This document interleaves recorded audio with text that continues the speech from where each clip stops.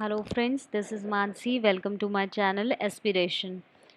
Today we will start with EVS series and I will cover most of the points in 3 to 4 parts, and these points are very helpful for your examination point of view. So guys, please pay attention while listening all these points, and these points are very easy. If you guys repeat it 3 to 4 times, you guys will be able to learn all these points very easily. So please guys, pay attention while listening this video, and it will be very helpful for your examination point of view. So let's start with the points, and these points are: the bamboo and the rope bridge is used in Assam. Bamboo और रोप का जो bridge है वो असम में use होता है.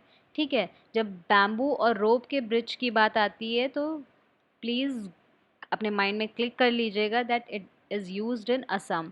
The trolley, trolley कहाँ पे यूज़ होती है? लद्दाख में यूज़ होती है. लद्दाख का जो रीजन है वो बहुत पथरीला काइंड ऑफ है, तो एक प्लेस से दूसरी प्लेस पे जाने के लिए ट्रॉलीज़ यूज़ होती हैं. सीमेंट ब्रिज की बात हो गई है. सीमेंट ब्रिज क्या है?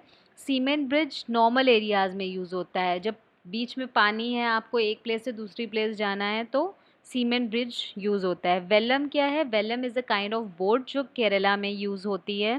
फेरी भी एक तरह की बोट है, वो भी केरला में यूज़ होती है.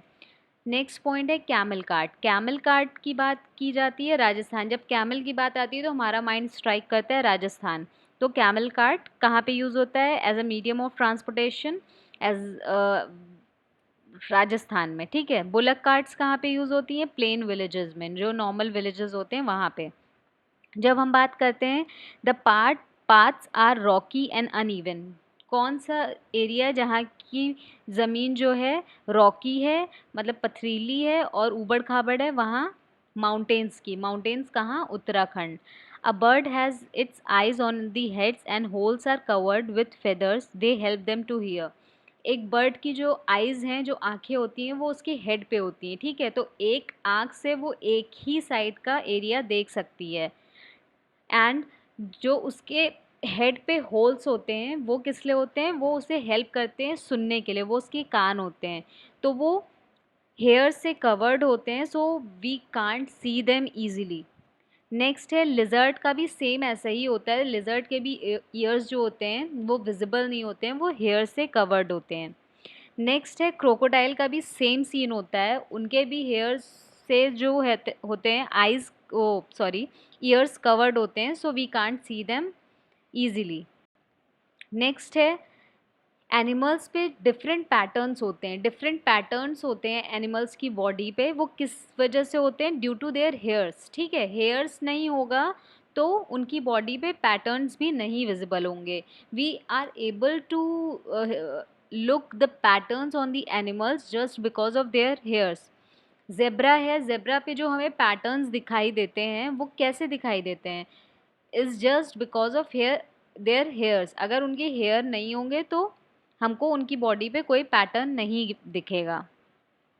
अब यहाँ पे बहुत ही कॉमन सी बात की गई है कि एक तो ये हेयर वाला जो पॉइंट है, it's very important because it will come in, it has been asked in the examination repeatedly, so it's very important point. Mark it. Animals with ears hair on the body gives birth. ये बहुत ही typical सा point given है जो बहुत important भी है. जिन animals, जो भी एनिमल्स हैं, अगर उनके ईयर्स विजिबल हैं, ठीक है, और उनकी बॉडी पे हेयर हैं, तो वो बच्चे देते हैं, गिव बर्थ.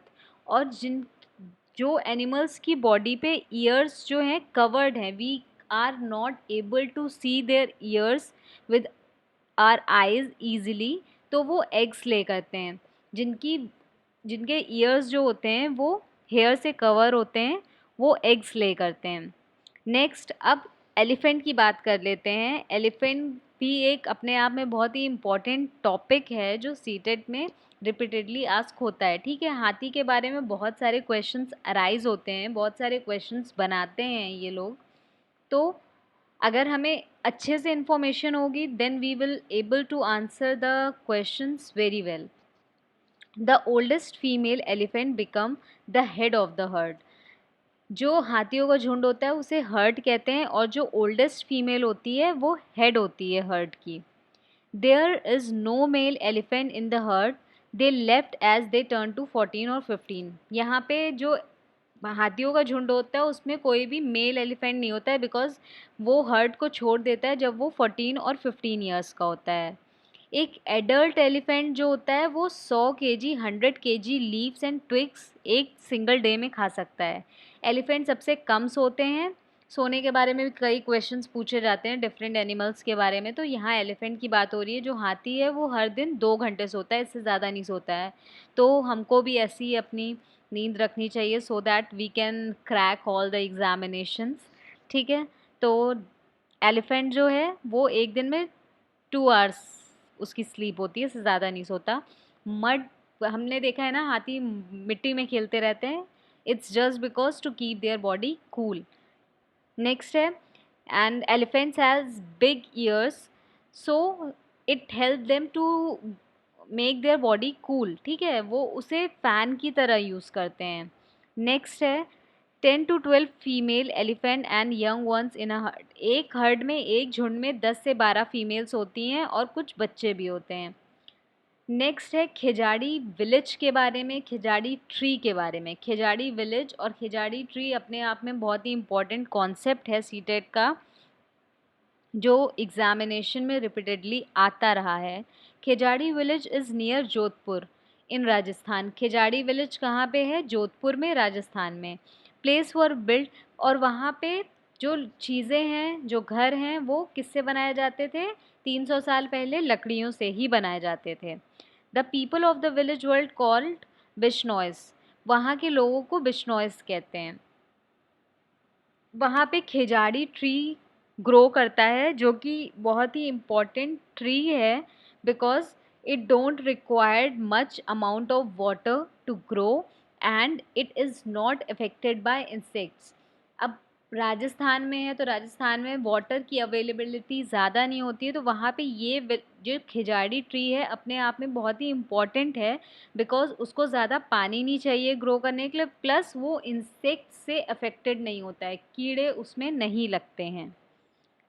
नेक्स्ट है, honey bee lay their eggs from October to December. अब हनी बी की बात कर लेते हैं। जो एक मधुमक्खी होती है वो अक्टूबर से दिसंबर के बीच एग्स ले करती है, और every bee hive has one queen bee that lays eggs.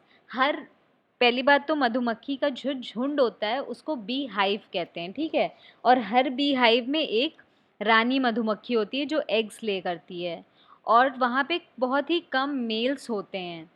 उस बी हाइव में जो मधुमक्खियों का झुंड होता है उसमें बहुत ही कम मेल्स होते हैं, और जो ज़्यादातर बीज होती हैं, जो ज़्यादातर मधुमक्खियाँ होती हैं, वो वर्कर होती हैं, वो शहद बनाने का काम करती हैं। ठीक है, the males male bees have no special role as workers. अब यहाँ पे मेल्स का सिमिलरली जैसे एलिफेंट में था, वैसे यहाँ पे भी मेल्स का एज सच कोई स्पेशल रोल नहीं है एज अ वर्कर। नेक्स्ट है, अब हम गुजरात की बात करते हैं। कच्छ कहाँ पे है? गुजरात में। अब गुजरात के फूड के बारे में बात की है। वहाँ पे क्या मोस्टली लोग खाते हैं? Dhokla, chutney, lemon rice and मिठाई।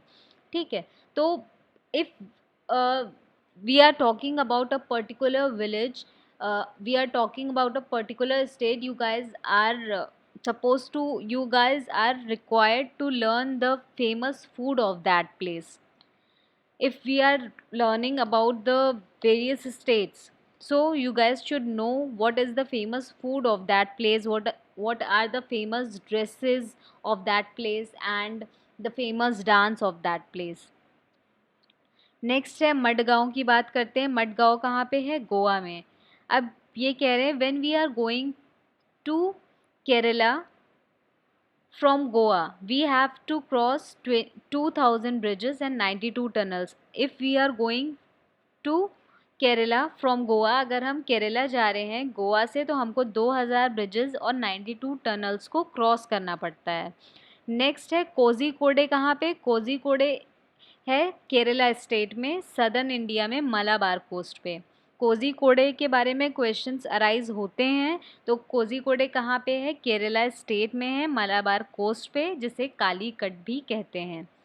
So these were the important points, and you guys are required to learn all these points. If you guys repeat it 2 or 3 times a day, you guys will be able to understand all these points very well. कोई ज़रूरत नहीं पड़ेगी कि learn करना पड़े आपको. And if you guys have any sort of queries, any sort of suggestions, you guys are free to leave your suggestions and queries in the comment box. And I will cover most important points of the EVS in 4 to 5 parts, and so I will cover most of the syllabus of EVS, and you guys will understand it very well if you guys pay attention. And please do like, share, and subscribe if you like my video, and please do click on the bell icon so that you guys will get the notifications easily.